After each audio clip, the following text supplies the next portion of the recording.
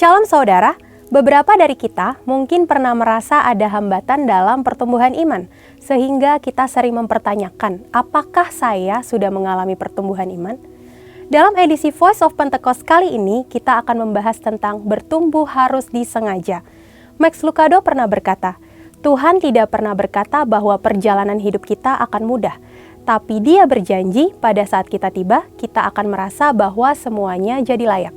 Kata-kata di atas mengingatkan kita bahwa Tuhan tidak pernah berjanji perjalanan iman kita akan mudah, tapi Ia berjanji bahwa pada akhirnya semuanya akan sepadan dengan perjuangan dalam perjalanan hidup kita. Lalu, apa peran Tuhan dalam pertumbuhan kita? Roma 8 ayat 28-30 berkata, kita tahu sekarang bahwa Allah turut bekerja dalam segala sesuatu untuk mendatangkan kebaikan bagi mereka yang mengasihi Dia, yaitu bagi mereka yang terpanggil sesuai dengan rencana Allah. Sebab semua orang yang dipilihnya dari semula, mereka juga ditentukannya dari semula untuk menjadi serupa dengan gambaran anaknya, supaya Ia, anaknya itu menjadi yang sulung di antara banyak saudara, dan mereka yang ditentukannya dari semula, mereka itu juga dipanggilnya, dan mereka yang dipanggilnya, mereka itu juga dibenarkannya, dan mereka yang dibenarkannya, mereka itu juga dimuliakannya. Dari 3 ayat ini, kita bisa melihat ada 5 peran Allah dalam pertumbuhan iman kita. Yang pertama, Tuhan yang memilih. Kita adalah orang-orang pilihannya, kita harus meresponi Dia dengan datang padanya. Yang kedua, Tuhan yang menentukan. Dari tujuan, arah, sasaran yang dipercayakan kepada kita, yaitu untuk menjadi serupa dengan gambaran anaknya. Yang ketiga, Tuhan yang memanggil.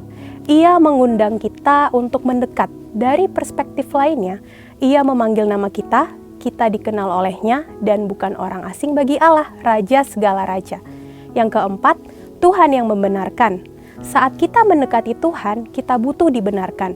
Justifikasi diberikan dalam iman akan korban salib Kristus. Keselamatan itu hasil pemberian dalam iman. Yang terakhir, Tuhan yang memuliakan. Tuhan menganugerahkan kemuliaan kepada siapa Ia berkenan. Bila perkenanan ada, maka kemuliaan diberikan. Di bagian inilah perjuangan kita menjadi penting. Dalam hidup ini, kita juga harus bekerja sama dengan Roh Kudus dalam pertumbuhan iman kita. Roh Kudus yang adalah roh kemuliaan diberikan kepada orang percaya, bukan hanya untuk memberikan kuasa menjadi saksi, tetapi Roh Kudus yang memampukan kita untuk mematikan perbuatan-perbuatan daging orang percaya. Selain mematikan perbuatan daging kita, Roh Kudus juga menyertai di dalam berjuang menanggung penderitaan sebagai orang Kristen. Apa saja sih perjuangan kita sebagai orang percaya? Yang pertama, berjuang melawan dosa. Contohnya, penipu yang tidak menipu lagi, pembohong yang berjuang untuk jujur. Yang kedua, berjuang melawan keinginan daging. Contohnya, tidak membeli barang sel yang tidak perlu, melawan godaan gengsi. Yang ketiga, berjuang melawan keinginan dunia. Contohnya, tidak menggunakan cara-cara dunia untuk mencapai tujuan, tidak harus kaya untuk sukses. Yang terakhir, berjuang karena menderita atas nama Tuhan. Contohnya, siap dijauhi oleh orang lain karena hidup dalam kebenaran. Siap menderita karena nama Kristus. Kita percaya dengan penyertaan dari Roh Kudus, kita mampu untuk berjuang menanggung penderitaan-penderitaan tersebut.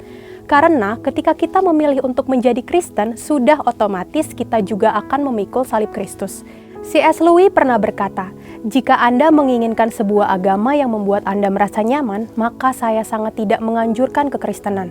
Oleh sebab itu, dengan berbagai perjuangan dan ketidaknyamanan yang kita hadapi sebagai orang percaya, pertumbuhan harus disengaja. Setiap perbuatan yang orang percaya lakukan bisa berujung pada 2 hal, yaitu bertumbuh menjadi serupa seperti Kristus atau kebalikannya, semakin menjauh dari Kristus.